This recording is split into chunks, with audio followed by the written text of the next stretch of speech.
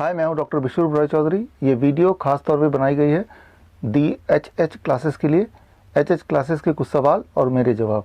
पहला सवाल उनका, गैस ऊपर की तरफ चढ़ती है, सांस लेने में मुश्किल आती है, 3 स्टेप प्रोटोकॉल भी किया पर फ़र्क नहीं पड़ा, क्या करें? पहले तो आपको ये समझना होगा ये क्या है।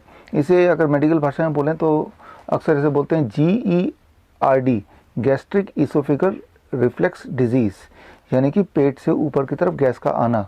और अक्सर ऐसा होता है कि जब ये बहुत सीवियर हो जाता है तो उससे हार्ट में पेन आता है, एंजाइना की तरह लगता है, ऐसा लगता है कि हार्ट अटैक आ गया।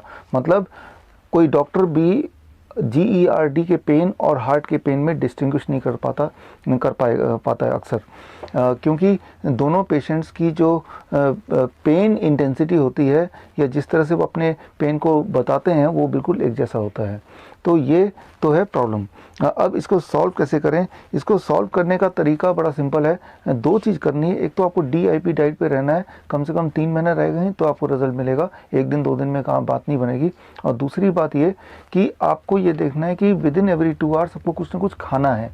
DIP डाइट में आपको पता ही है, फ्रूट ब्रेकफास्ट है, लंच और डिनर से पहले सैलड लेना होता है based on your weight, right. और लेकिन इन बिटवीन भी आपको स्नैकिंग का आपको ध्यान रखना पड़ेगा, चाहे वो नट्स हों या फिर स्प्राउट्स हों या फिर नारियल का टुकड़ा हो या खजूर के कुछ पीसेस हों, ये हमेशा लेके चलना पड़ेगा। एक लंबा गैप नहीं देना है 2 खाने के बीच में।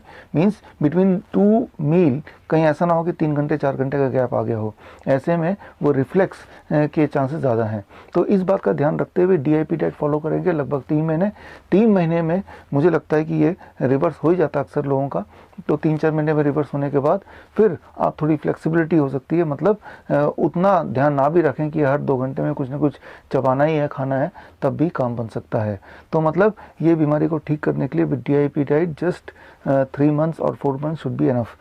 आपका अगला सवाल है, सर ये DIP डाइट बहुत महंगा है, तो जो लोग इसे अफोर्ड नहीं कर सकते, क्या उसके लिए कुछ उपाय है? देखिए, DIP डाइट से सस्ता कुछ हो ही नहीं सकता। फॉर एग्जांपल मैं आपको बोलता हूँ, मान लो ब्रेकफास्ट की बात करते हैं।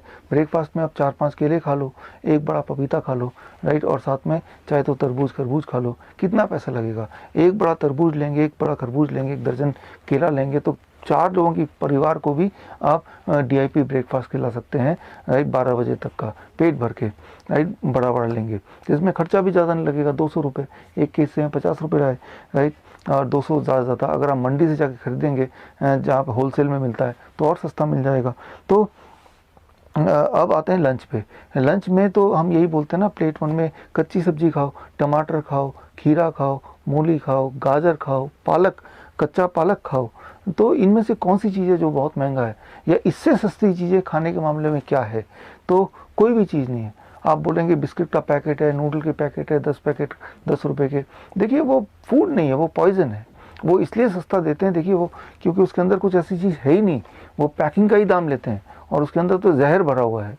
वो आप खाएंगे, बीमार पड़ेंगे, और तब आप पैसा देंगे, चाहे फिर वो पैसा आपको घर बेच के देना पड़े, उधार लेके देना पड़े, या किडनी ट्रांसप्लांट होगा, किडनी आप किसी को डोनेट करेंगे, तो हज़ारों चीज़ों में आप एक ट्रैप में फंस जाएंगे।